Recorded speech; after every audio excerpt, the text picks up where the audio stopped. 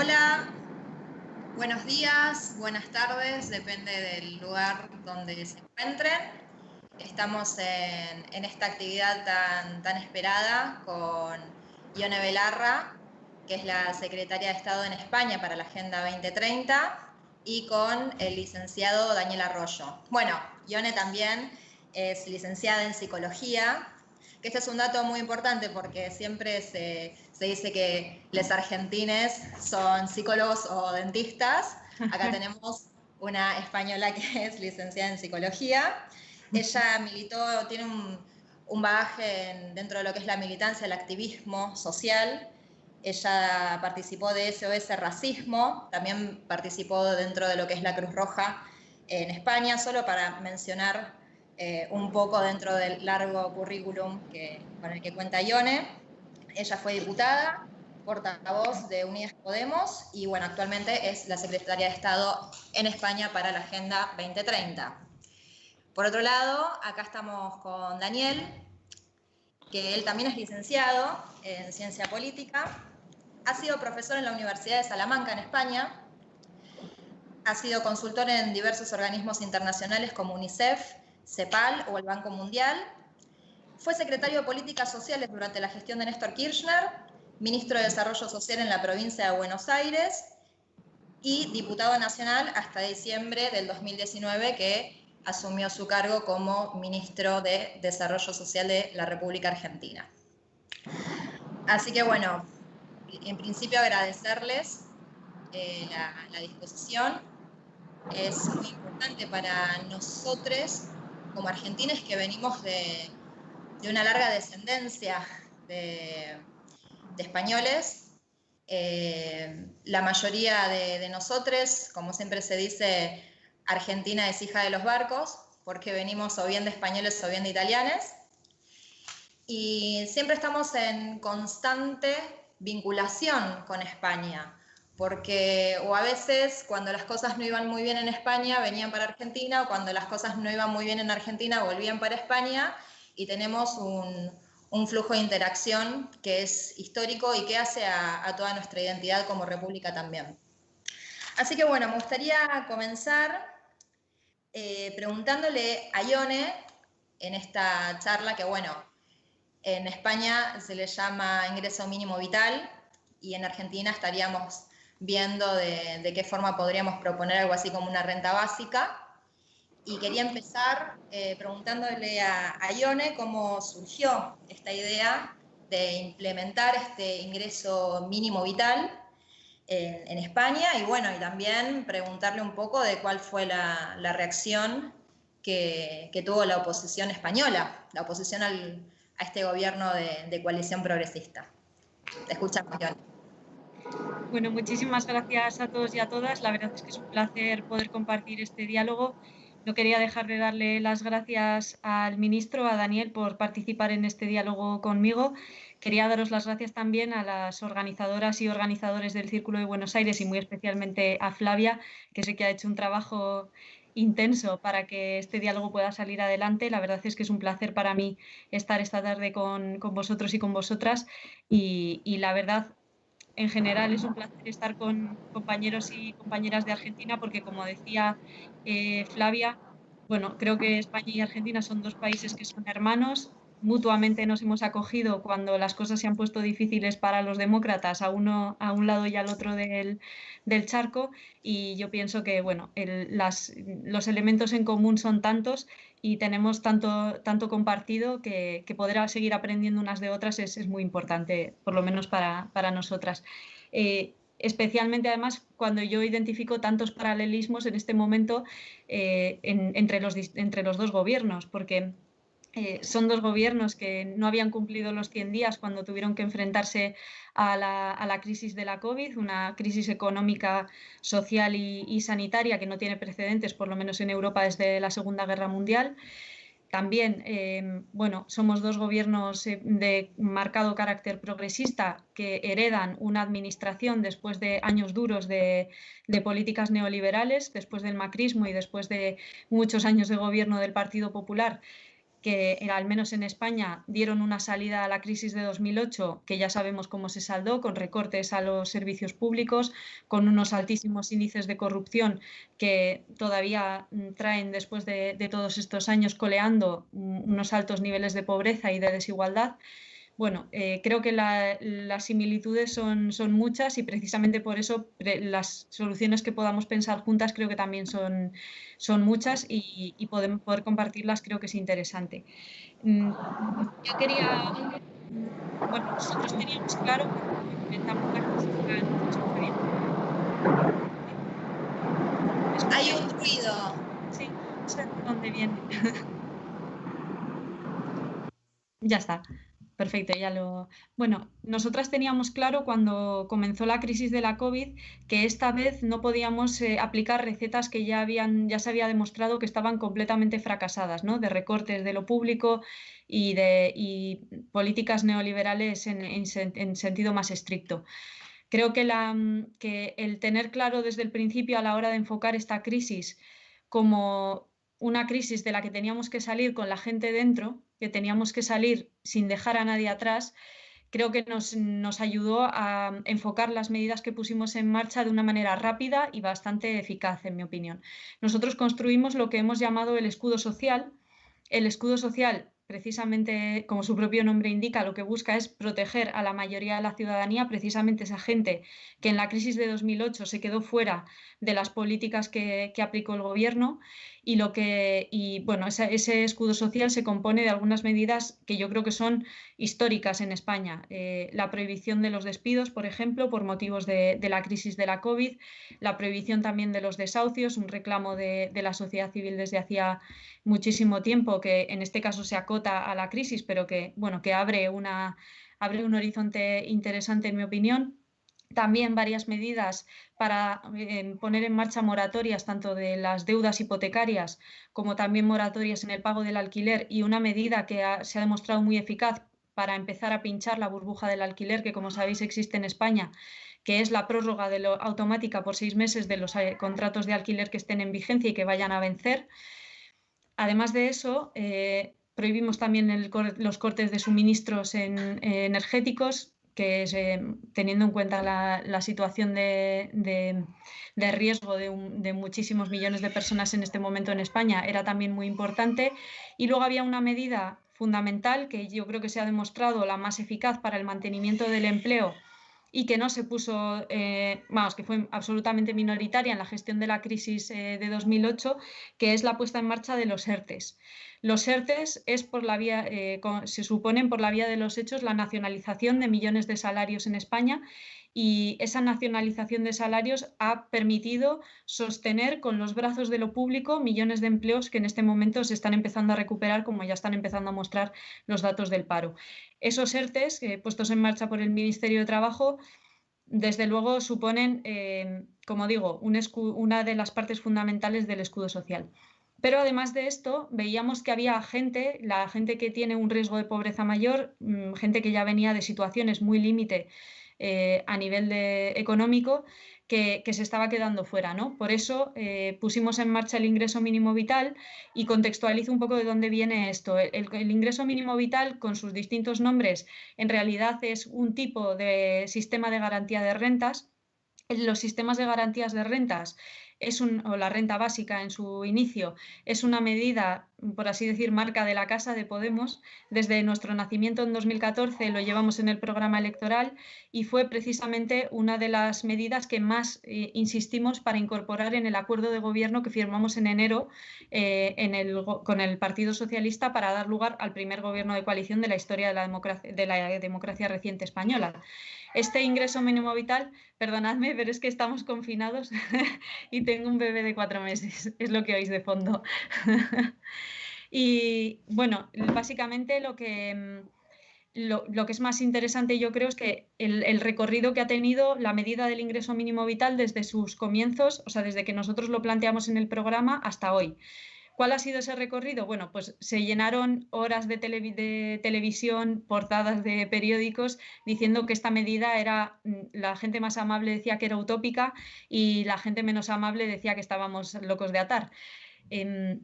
creo faltándole además un poco al respeto a la gente que desde la sociedad civil llevaba trabajando y justificando económicamente estas medidas desde hacía muchísimo tiempo, ¿no? Entonces, trabajamos mucho para que esa medida se pudiera incorporar en el acuerdo de gobierno. Conseguimos que se incorporara. Nuestro objetivo era desarrollarla a lo largo de los próximos 4 años, pero vimos ante esta situación de crisis que había que correr, ¿vale? Y por eso trabajamos mucho para que ese ingreso mínimo vital se pudiera poner en marcha en este momento y que ese ingreso mínimo vital llegara al máximo de personas posible. Es verdad que en este momento estamos teniendo dificultades de implementación y en esto me resultaría muy interesante poder dialogar también con Daniel, porque una cosa es cuando se diseñan las políticas y otra cosa es, perdona.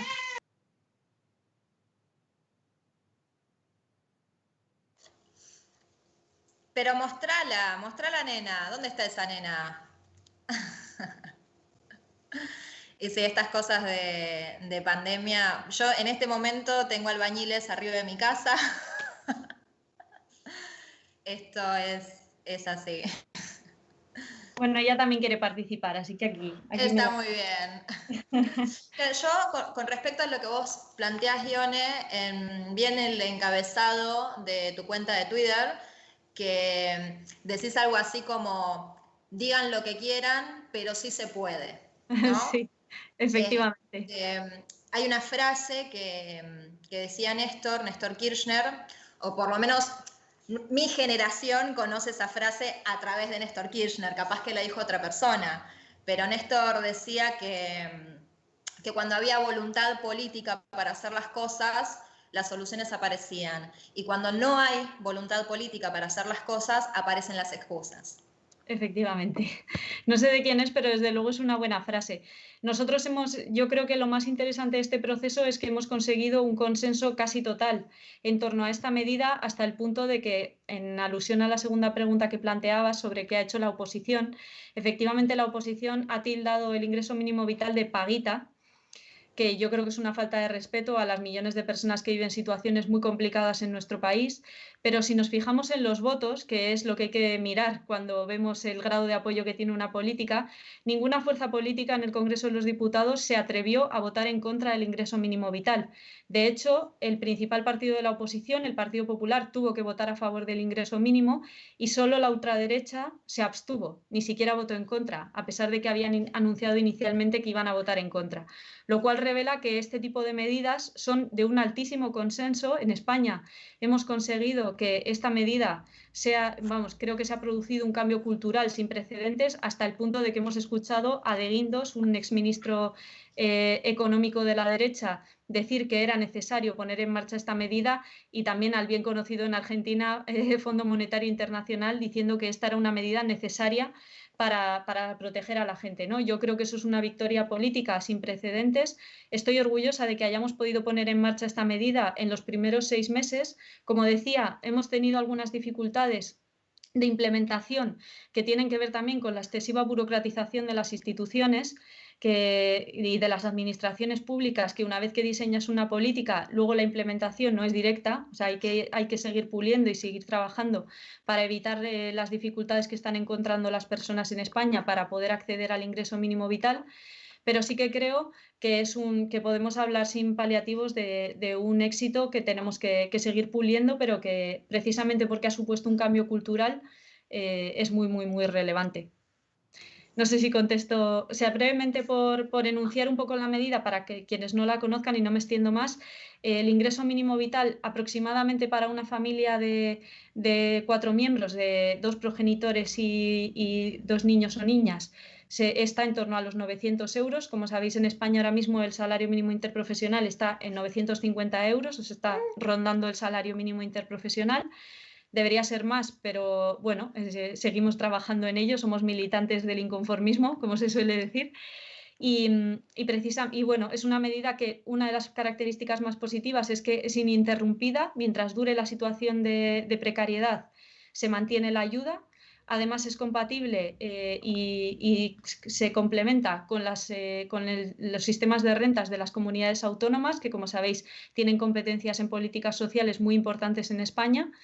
Y además es una política que bueno, dentro del diseño, que no fue excesivamente fácil, vamos a trabajar para que sea compatible con algunos ingresos laborales, que yo creo que es la forma de frenar uno de los argumentos que tienen las derechas, que es que frena la búsqueda de empleo. Bueno, pues nosotros pensamos que si se puede compatibilizar con algunos ingresos laborales, sí es posible que no solo esté en contra, sino que fomente el empleo.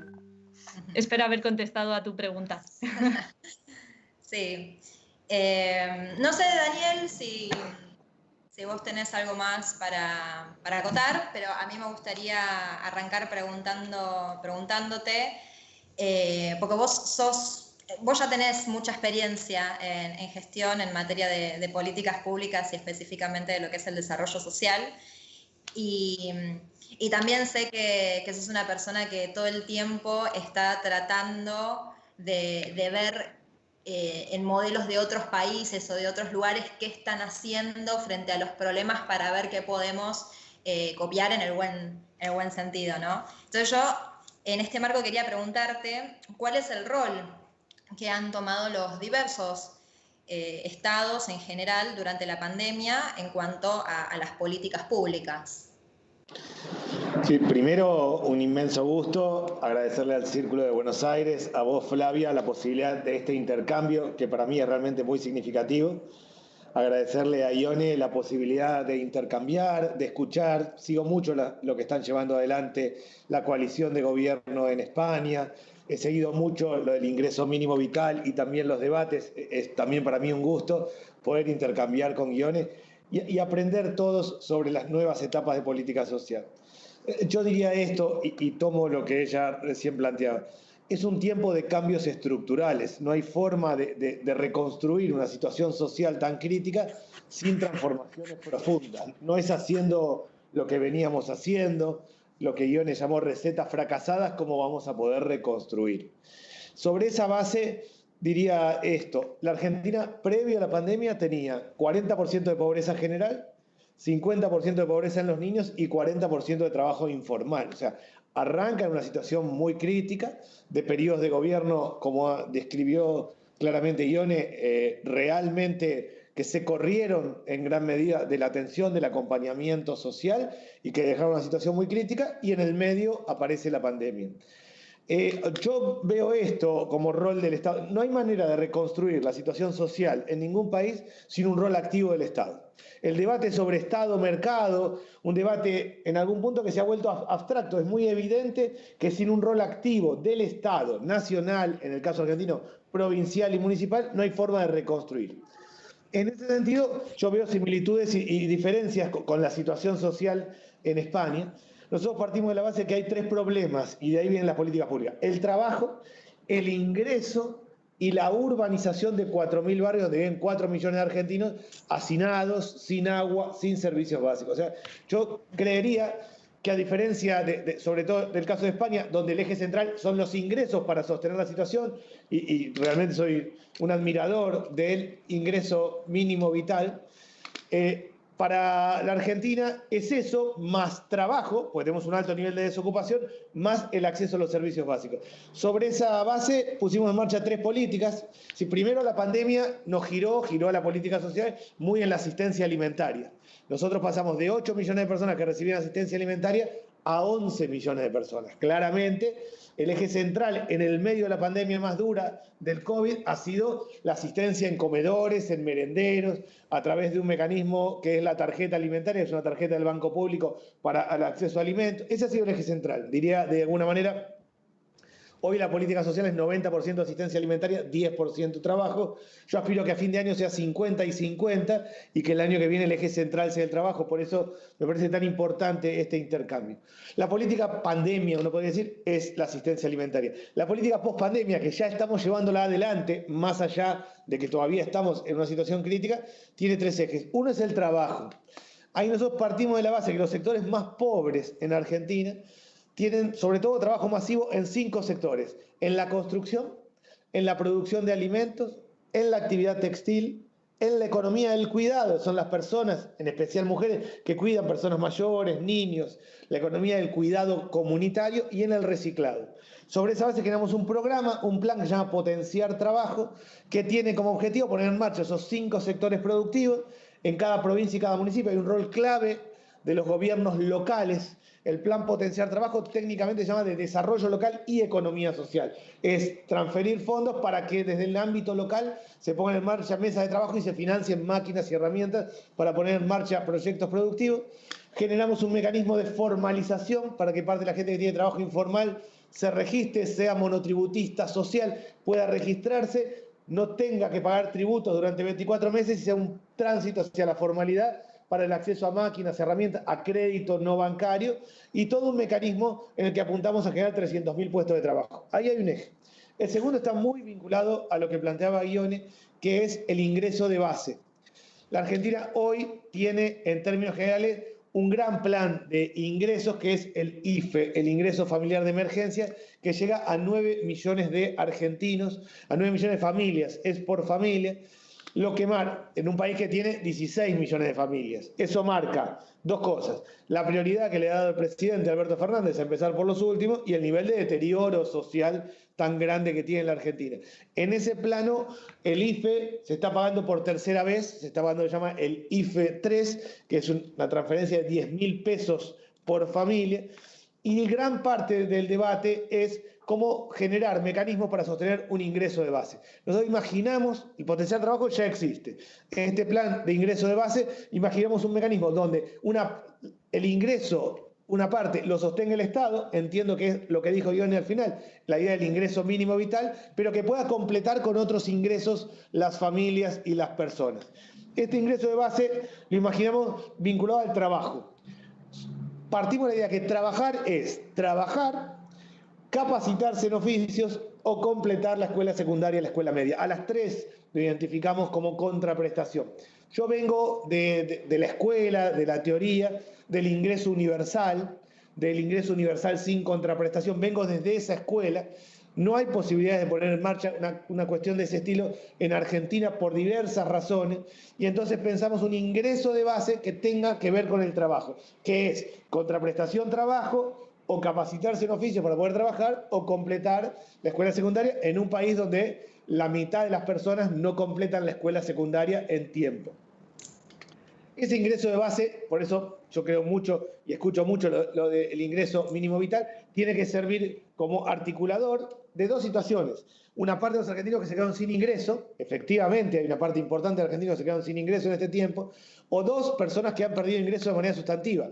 El jardinero que tenía 10 casas y recupera 5, la persona desempleada doméstica perdió un número de horas y no lo sostiene. Tenemos las dos realidades: el que se quedó sin trabajo, la persona que se quedó sin trabajo, o los que han perdido ingresos importantes. Hay un ingreso de base que articule con trabajo, capacitación laboral o terminalidad educativa, que es la escuela secundaria.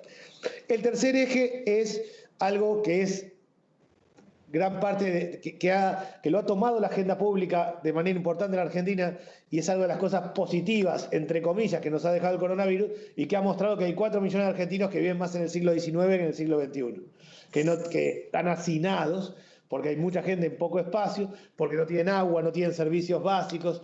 Lo que apuntamos es a la urbanización de esos 4.000 barrios. Urbanizar 4.000 barrios son 10 años. Apuntamos a hacerlo de a 400 barrios por año. Es claramente un proceso de derecho de acceso al hábitat, de piso de material, de asfalto, de espacios públicos, pero también es un gran plan de empleo. Mucha gente trabajando para poder hacerlo. Apuntamos a eso. Hay una ley que se votó hace 2 años en la Argentina. Yo era diputado de la oposición en ese momento y la voté a favor. Lo votamos todos los diputados de todos los partidos, todos los senadores de todos los partidos políticos, que creó un registro del cual sale el registro de barrios populares, del cual salen esta idea de los 4.400 barrios y 4 millones de argentinos. Básicamente yo diría, el camino de salida, de reconstrucción, la política social post-pandemia es trabajo, ingreso de base, tomando parte del esquema que ha planteado Ione, con restricciones fiscales de parte de la Argentina importante. La Argentina tiene restricciones fiscales importantes, ingreso de base y la urbanización de los 4.000 barrios. Esos tres ejes tienen algunos debates en Argentina, o algunas cuestiones que yo creo que vale la pena tomar o intercambiar. El primero es que hay un rol clave del Estado en la generación de condiciones de trabajo. Y ahí la Argentina, yo podría decir que la Argentina son 3 siglos. Es el siglo XXI, una parte de los argentinos muy integrados al mundo, globalizados, con mucha capacitación, recursos humanos muy formados. Una Argentina del siglo XX, que es la gente que lo lleva como puede, con trabajo informal, de la manera que puede. Y una Argentina del siglo XIX, que es 4 millones de personas viviendo en situaciones de alta precariedad y sin servicios básicos. Bueno, ¿cómo generar ese vínculo de trabajo masivo? Una de las cuestiones que nosotros buscamos en estos 3 ejes es combinar derechos y movimiento económico.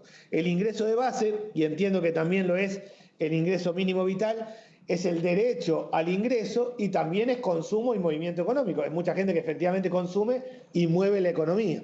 La urbanización de los 4.000 barrios en Argentina es efectivamente el derecho al hábitat, pero es un gran plan de empleo y de movimiento económico. Esos 3 ejes nosotros vemos como salida, como construcción central. Y diría, y voy a 3 puntos más breves que aparecen como debates o complementarios aquí. Uno es la situación de los jóvenes. Esto es a nivel mundial. La desocupación de los jóvenes es más alta que en el resto. En la Argentina, en particular, las jóvenes de 18 a 24 años son las que tienen más dificultades. Vamos a encarar una línea específica de acompañamiento, de apoyo con proyectos, de transferencia de fondos para las jóvenes. Un segundo punto que es clave y es que la desigualdad, en nuestra opinión, comienza en el primer momento, en los primeros años de vida. Y nosotros necesitamos que todos los niños y las niñas vayan a lo que llamamos los jardines maternales, de 45 días a 2 años, y a sala de 3, 4 y 5 años. Universalizar ese proceso que hoy no está universalizado en Argentina. La desigualdad es muy fuerte y hay más pobreza en los niños, justamente porque arrancan en situaciones desiguales. Y el tercer punto que nosotros vemos como central en este camino tiene que ver con la desconcentración territorial. En la Argentina, en el 1% del territorio vivimos 17 millones de personas. Tenemos 45 millones de personas en todo el país, en el 1% del territorio vivimos 17 millones de personas. Desconcentrar, fortalecer las comunidades de menos de 100.000 habitantes. Encaramos un plan que se llama Volver, que es apuntar a que las personas puedan volver a sus comunidades y que los jóvenes tengan oportunidades. En conclusión, yo diría, para nosotros el tema del ingreso es central, por eso es muy valioso este intercambio. La idea del ingreso de base está asociada a la contraprestación laboral en la Argentina. Yo vengo de otra escuela, de una escuela que tomaba la idea del derecho y no del trabajo, pero hace tiempo he entendido que las políticas públicas tienen que estar asociadas a posibilidades reales y concretas y a condiciones fiscales para poder hacerse, por un lado. Por otro lado, la idea de trabajo, ingreso de base y el mecanismo de, efectivamente, de la urbanización y 3 acciones alrededor para niños, jóvenes y para comunidades de menos de 100.000 habitantes. 2 cuestiones muy puntuales que hicimos, y termino con esto, que son de método, pero para nosotros son muy importantes. Una es el registro, que hablaban, el RENATEP, el Registro de Trabajadores de la Economía Popular.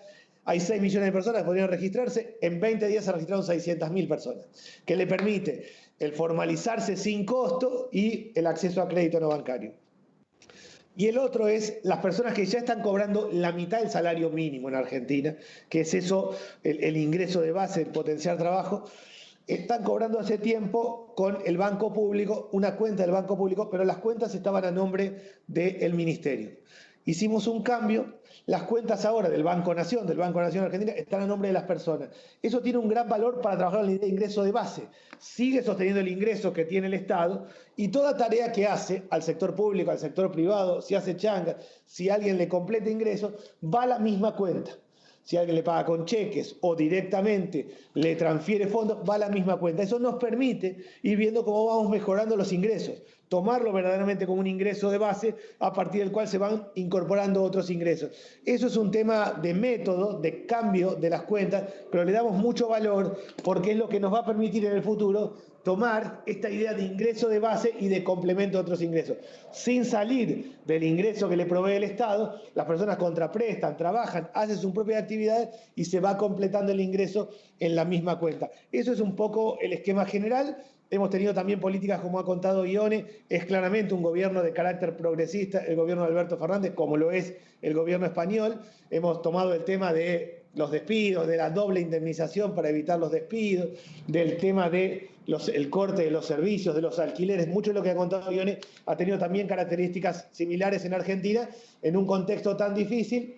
El país ha volcado 4.5 puntos del Producto Bruto Interno en un país que está endeudado y con dificultades grandes para sostener estas políticas, más otras que han hecho a que el Estado ha pagado parte del salario del sector privado, el 50% del sector privado para 2,5 millones de personas. Yo todo lo que conté antes hacia el sector informal de la economía. De las personas que tienen trabajo formal y tienen recibo de sueldo, el Estado a 2,5 millones de esas personas le ha pagado el 50% del salario en un contexto de mucha caída de la actividad económica. Esto es lo que yo quería contar y me parece que realmente tomo mucho de lo que se plantea del ingreso mínimo vital como un intercambio para pensar políticas para adelante. Sí, Daniel, vos recién tomo algo que vos decías del tema de la contraprestación, ¿no? Pienso que eso siempre genera recordando algunas políticas públicas parecidas, como por ejemplo la asignación universal por hijo, que han traído por parte de la oposición ciertas quejas del estilo de, bueno, al final el Estado regala plata. Pero bueno, incluso la asignación universal misma, que es para, le cuento un poco a Ione por si no conoce, la asignación universal por hijo es un derecho para las niñas. Y incluso ese derecho también tiene una contraprestación, porque los padres encargados o tutores de esas niñas tienen que demostrar que les hijas están vacunadas, que van a la escuela. Digo, eso también tiene una contraprestación en algún punto. Si les parece, pasamos a las preguntas que nos llegan desde las redes sociales. Bueno, se las hago a los dos y ustedes van viendo quién responde qué cosa. ¿Qué impacto traerá consigo el ingreso mínimo vital o qué impacto traería consigo una renta básica en Argentina? Y si esta es la solución para acabar con la pobreza y la desigualdad. ¿Quieres comenzar tú, Ione? Como quieras. Vale, gracias. Bueno, son unas preguntas muy interesantes. Yo diría que el ingreso mínimo vital a priori puede parecer únicamente una medida de protección social, de protección de derechos sociales, pero nosotros hemos defendido siempre que no solo es una medida de protección social, que también es una medida de eficacia económica, que un país con unos niveles de protección social altos es más eficiente y más eficaz a nivel económico. ¿Por qué? Pues básicamente porque los aproximadamente 3.000 millones de euros que se van a inyectar en el ingreso mínimo vital es un dinero que no se va a un paraíso fiscal, que no se va a Suiza, como hemos visto en otros casos, sino que es un dinero que la gente con una situación más precaria en nuestro país invierte en alimentación, en pagar los recibos, en comprar bienes de primera necesidad, con lo cual es un dinero que se queda en España y que además beneficia en gran medida a la pequeña y la mediana empresa, a los autónomos y las autónomas, así que es una medida que tiene un beneficio, un impacto social muy positivo. Yo creo que eso es un elemento importante porque estas políticas a veces propuestas son un poco, se intentan un poco, se intenta quitar el cariz positivo que tienen, tachándolas un poco de izquierdistas, ¿no? de buenistas, de utópicas, cuando en realidad son medidas que a nivel económico se han demostrado mucho más eficaces que las medidas neoliberales de recortes, que ya se ha visto el impacto que han tenido y que arrasaron con la economía española, ¿no? Entonces, ese me parece un punto interesante. Si me planteas la segunda pregunta sobre si esto acabaría con la pobreza y la desigualdad, te contesto rápidamente que no. Esta no es la única medida no es la panacea, desde luego. Yo soy la responsable de la Agenda 2030 y para cumplir con los objetivos de desarrollo sostenible y para acabar con la desigualdad y con la pobreza en España queda mucho por hacer. Y para poder hacer, bueno, yo creo que si algo nos ha permitido aprender por sacar algo positivo de los aprendizajes de esta crisis económica, social y sanitaria, que es la crisis de la COVID, en realidad esta crisis lo que ha servido es como una especie de espejo de aumento, ¿no? Como ponernos finalmente frente al espejo para evidenciar cuáles son las grandes crisis de nuestro tiempo. En España ya sabíamos que los servicios públicos privatizados y mermados eran un problema. Ya sabíamos que los cuidados estaban principalmente sobre los hombros de las mujeres y que estaban principalmente en el hogar, que el Estado no estaba asumiendo su responsabilidad. También sabíamos que no luchar contra la emergencia climática iba a tener como consecuencia una reducción importante de la biodiversidad y que eso podía suponer la expansión de enfermedades que hasta ahora no habían llegado a las personas, ¿no? Ya sabíamos muchas de las cosas que nos ha enseñado esta crisis de la COVID, pero ahora las hemos aprendido a fuego. Quiero decir que la brutalidad con la que ha golpeado esta crisis a nuestras sociedades creo que nos tiene que hacer aprender la lección y no dejar para mañana el afrontar todas esas crisis que ya sabíamos que estaban encima de la mesa, pero que hay que abordar de una manera más eficaz. Para mí, además del ingreso mínimo vital, que es una medida estructural que ha venido para quedarse en España, no es una medida coyuntural de la COVID, sino que es una medida que vamos a mantener y se diseñó así. Creo que es muy importante para acabar, como decías, con la desigualdad, por ejemplo, y ya que creo que es un consenso mayoritario ahora mismo en nuestro país, tener un sistema estatal de cuidados. Ahora mismo hemos visto cómo la sanidad y la educación, a pesar de estar mermadas, a pesar de las enormes dificultades que han encontrado nuestros sanitarios, que han encontrado nuestros profesores para la vuelta al cole, el sistema público sanitario y la educación aguantan. El sistema de cuidados no. Hemos visto que en las residencias de personas mayores el virus ha campado a sus anchas. Somos muy críticos con el proceso de privatización de las residencias que se ha llevado a cabo en los últimos años. Necesitamos superar el modelo residencial, ir hacia un modelo de atención en el domicilio, como por otra parte reivindican la mayoría de las personas en situación de dependencia. Y como bien decía además Daniel, que me parece que tenemos una sintonía absoluta en el planteamiento de las medidas, la otra pata del sistema estatal sistema estatal de cuidados tiene que ser la atención de la educación infantil, que es una medida de conciliación de primer nivel, también para que los cuidados efectivamente no recaigan solo sobre los hombros de las mujeres. Y además es una medida de compensación social, de igualar oportunidades para los niños y las niñas más pequeñas, que es importantísima. Así que esas dos patas tienen que convertir el sistema estatal de cuidados en un sistema homologable al que existe en España, al sistema sanitario público o al sistema educativo público. Necesitamos reforzar esa pata, construir de verdad por fin esa cuarta pata del estado de bienestar que nos permita mirar al futuro y enfrentar o rebrotes o otras, esperemos que no, pero otras pandemias en el futuro con una mayor integridad y una mayor capacidad de respuesta por parte del Estado. Yo sí que soy crítica con la capacidad que hemos tenido en la parte de los cuidados de atender la situación, ¿no? Cuando te tienes que confinar, ver a las familias haciendo encaje de bolillos para poder teletrabajar al mismo tiempo que cuidaban de los niños y las niñas o de las personas mayores, o ahora que puede haber confinamientos parciales por rebrotes. Es evidente que necesitamos tomarnos en serio la conciliación y que necesitamos tomarnos en serio los cuidados y convertirlos en una política de Estado. Por otra parte, creo que tenemos que tomarnos en serio también la lucha contra el cambio climático. Esta crisis es la consecuencia, en gran medida, de no habernos tomado en serio esa crisis climática. Tenemos que trabajar y cuidar nuestra biodiversidad y tenemos que hacer una transición energética rápida. Igual que señalaba Daniel, son inversiones sobre todo en el ámbito de la construcción, por ejemplo, en un programa muy importante que queremos proponer de rehabilitación de edificios para hacerlos más sostenibles a nivel energético, por ejemplo, con cubiertas, con placas solares para que nutran energéticamente a los edificios, también aislamientos, cambios de ventanas, etcétera. Todo eso no solo es una medida que nos ayuda a luchar contra el cambio climático, sino que además es una medida de empleo fundamental, que en un momento de crisis económica como esta es muy importante.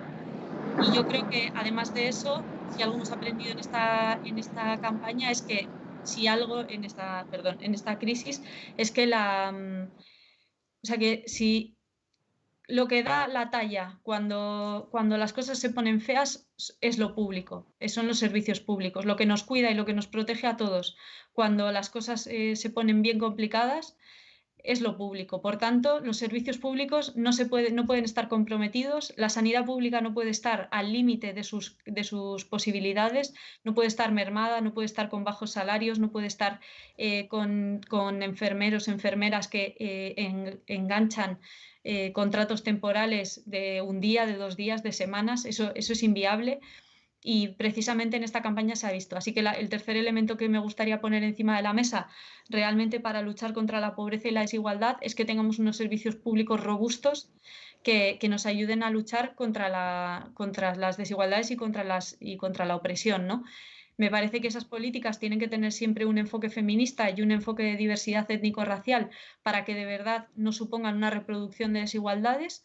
Y con esos 3 elementos yo creo que estaríamos más cerca, con el ingreso mínimo vital también, pero con esos 3 elementos aún más cerca de poder estar satisfechas con la sociedad que tenemos sin estas desigualdades tan brutales que en España también sufrimos, o sea que no son patrimonio de la Argentina. En España tenemos unos niveles de desigualdad muy altos que hemos heredado de estas políticas fracasadas y que tenemos que revertir. Yo básicamente coincido, creo que efectivamente un ingreso de base, una renta básica, no resuelve el problema de la pobreza, pero sí crea las condiciones estructurales para resolver con otros instrumentos el problema de la pobreza. Es decir, no es solo la pobreza un problema de ingresos, pero sin resolver, sin poner un piso de ingresos, no hay manera de reconstruir y resolver el problema de la pobreza. Lo que pasó en Argentina es que el sistema de protección social se creó en un momento donde el 95% del trabajo era formal y hoy la realidad es distinta. La asignación universal por hijo, tal cual decía Flavia, vino a compensar una situación crítica, es decir, las personas que tienen trabajo formal, que tienen recibo de sueldo y tienen niños o niñas menores de 18 años, cobraban una asignación. Quienes no tenían trabajo formal, no. Lo que se hizo con la asignación universal por hijo es equiparar, es decir, quien tiene trabajo formal lo cobra por su salario, por su recibo de sueldo, quien no lo tiene cobra la asignación universal por hijo. Si consigue trabajo formal, pasa de un lado a otro, si se queda sin trabajo, pasa de un lado a otro, pero todos reciben lo que es una asignación universal. Ese esquema la Argentina lo construyó para, básicamente, niños y niñas, y para dar una idea, son los titulares, o sea, madres o padres, 2.800.000 los que tienen recibo de sueldo y cobran la asignación por sus hijos, y 2,5 millones los que cobran la asignación universal por hijo. Eso marca también el nivel de deterioro, de desigualdad y de informalidad que tenemos. Yo diría básicamente que el ingreso de base, la renta básica, iguala condiciones de ingreso, a partir del cual la pobreza tiene otros elementos clave. Uno es lo que ha planteado Ione, que creo que tiene que ver, nosotros siempre decimos que la pobreza afecta sobre todo a las jóvenes mujeres en Argentina y que ahí hay un tema central, hay un tema de desigualdad de género, hay un tema de ingresos muy fuerte y de oportunidades, en primer lugar, como un tema central. El segundo es el tema del hábitat y la vivienda. Para resolver estructuras, la pobreza tiene que ver con condiciones de vivienda, con condiciones de trabajo y con falta de oportunidades educativas, con muchas otras cosas, pero sobre todo con vivienda precaria, con no posibilidad de insertarse al mundo laboral o insertarse muy precariamente en Argentina y con no tener igualdad de oportunidades en términos educativos. Los 3 componentes son a la vez. El ingreso da la base para articular los 3. No resuelve ninguno de los 3, pero da la base para que efectivamente quien tiene un ingreso de base tenga mejores oportunidades para tener trabajo. Sus hijos, sus hijas van a poder completar la escuela secundaria, van a ir a la escuela. Mejorar el tema de vivienda es la urbanización, más las familias con ingresos van mejorando el tema de vivienda. Yo lo veo como condición necesaria para construir las políticas que resuelven el problema de la pobreza. No es que el ingreso de base resuelva en sí mismo el problema de la pobreza. Si no hay ingreso de base, no hay forma de construir políticas que resuelvan el problema de la pobreza, que vayan achicando niveles de pobreza en un país que tiene 3 generaciones de pobreza estructural. La Argentina tiene pobreza estructural. Un joven que no ve a su padre o a su abuelo trabajar. Venimos de 3 generaciones y ese joven, esa joven ya es mamá o papá, sus chicos ya nacieron. Estamos entrando en una 4ª generación de pobreza estructural si no hacemos un cambio de características profundas que tiene que ver con eso. Junto con eso, yo diría 2 cosas más breves. para pensar la resolución de la pobreza estructural, y es construir algunos consensos básicos. Uno, todos los niños y las niñas tienen que completar la escuela secundaria. Para resolver el problema de la escuela, del problema de la pobreza estructural, tenemos que lograr que haya educación para todos, al menos hasta los 18 años. Y eso tiene que ser un consenso general. No, acá tiene que ser un consenso transversal que exceda un periodo de gobierno.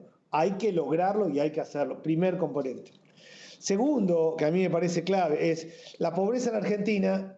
No solo hay un problema de ingresos, sino hay un problema de sobreendeudamiento de las familias.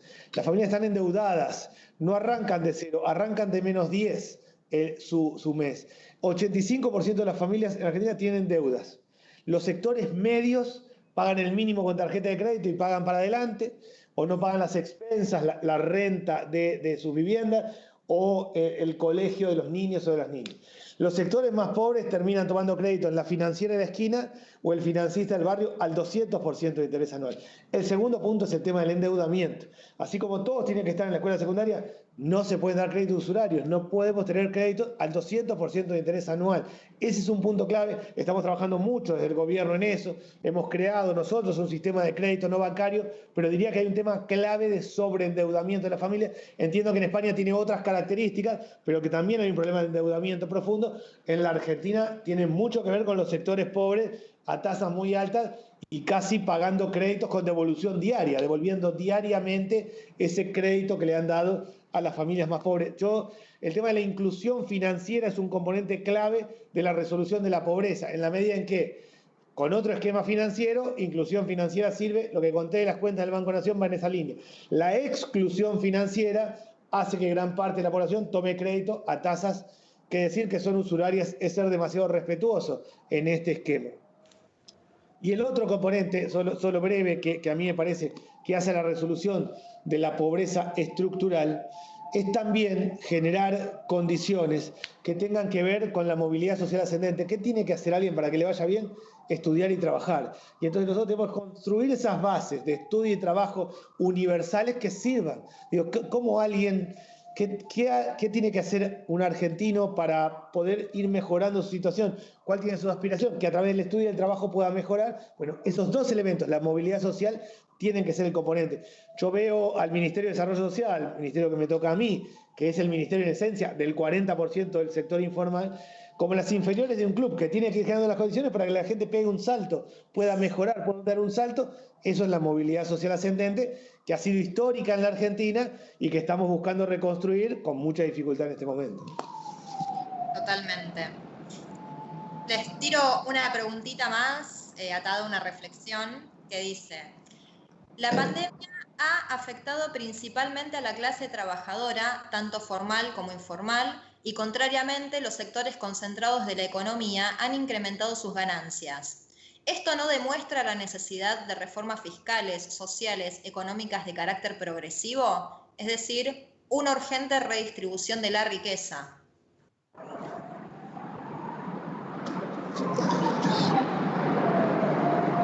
Bueno, antes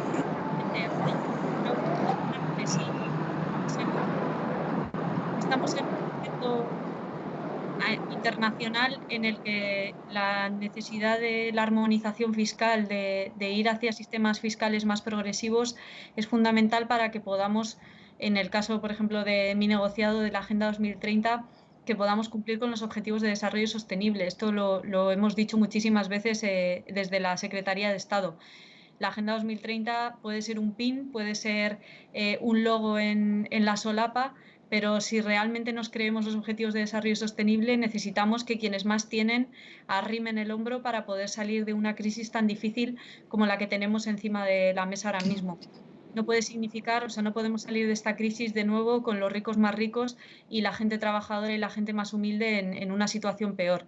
Eso me parece que es de sentido común y que avanzar en una reforma fiscal y sobre todo en esto que decía, en una armonización fiscal por parte del conjunto de los países de la comunidad internacional, a mí me parece clave, porque mientras siga habiendo paraísos fiscales donde los más ricos, super ricos, se pueden llevar el dinero mientras la gente de clase trabajadora, por ejemplo en España, es la que más impuestos paga, desde luego que tenemos un problema que es de corte internacional y que tenemos que solucionar creando alianzas. No lo vamos a poder resolver ninguno de los países de manera individual.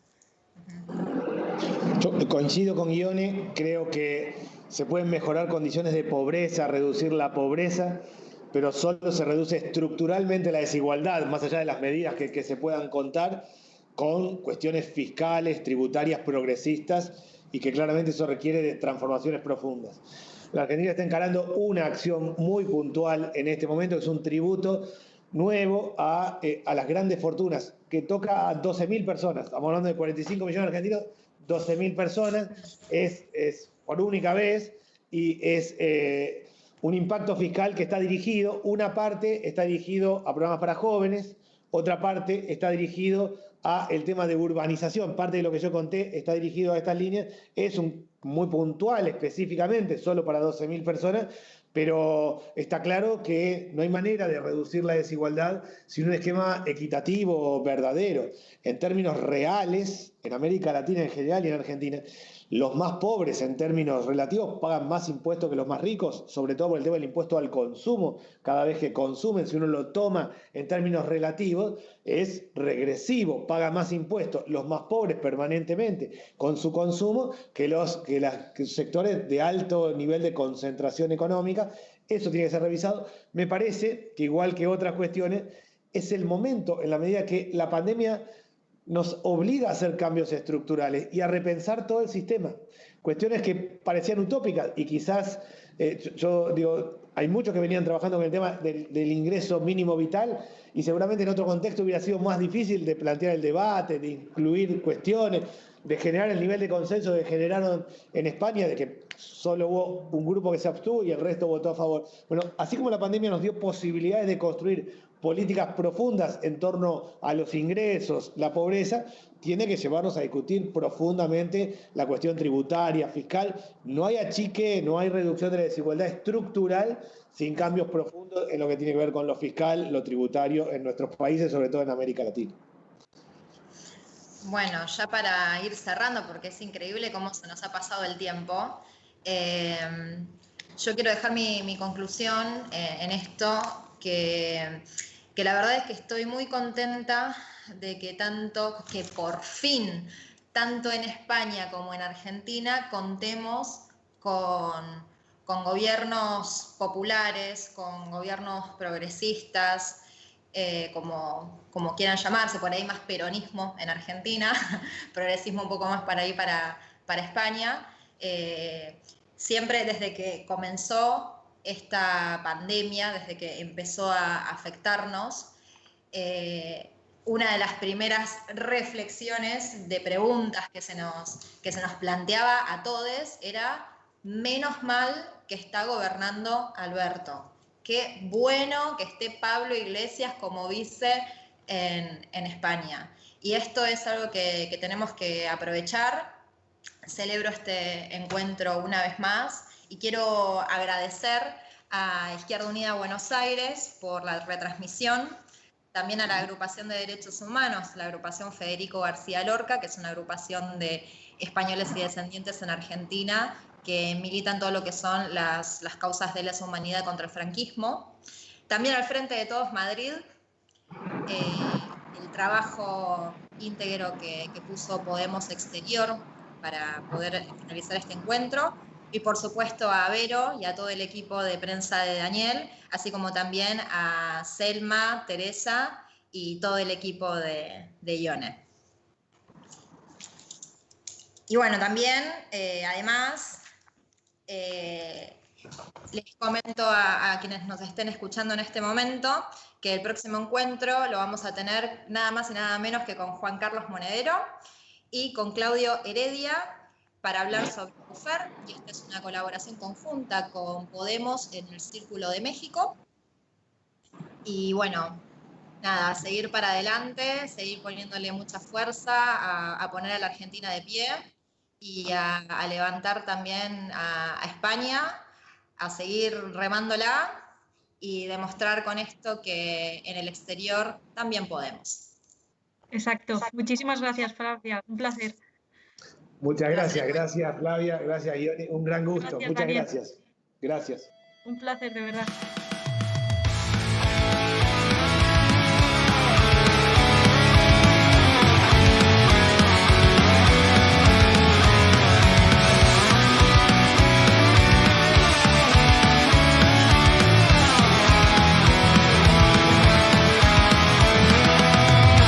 Dicen que han llegado ecos de un pasado que aplastó la libertad.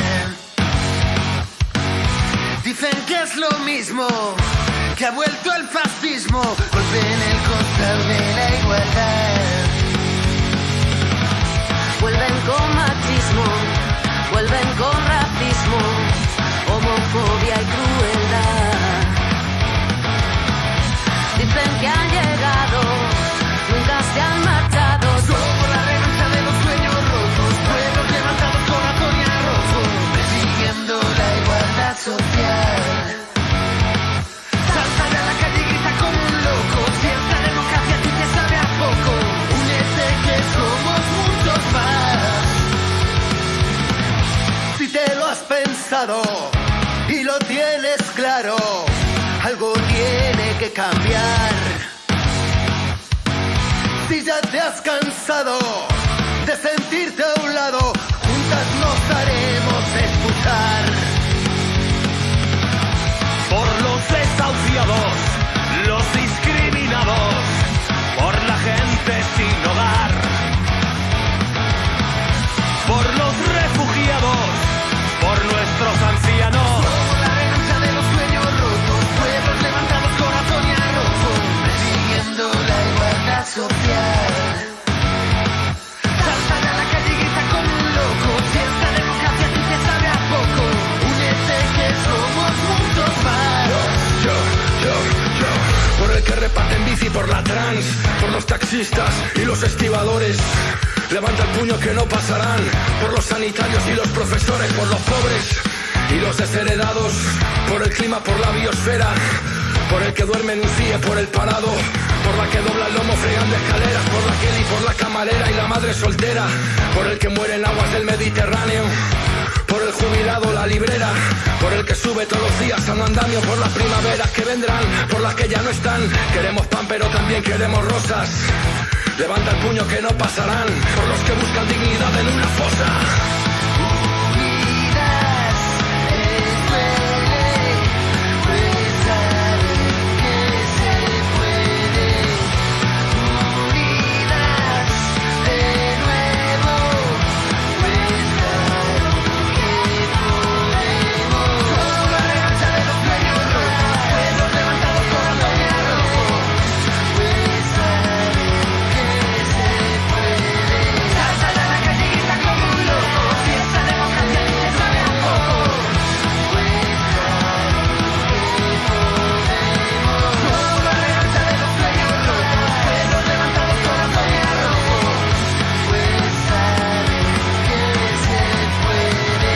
Salta a la calle y grita como un loco, si esta democracia a ti te sabe a poco, pues saben que podemos. Somos la revancha de los sueños rotos.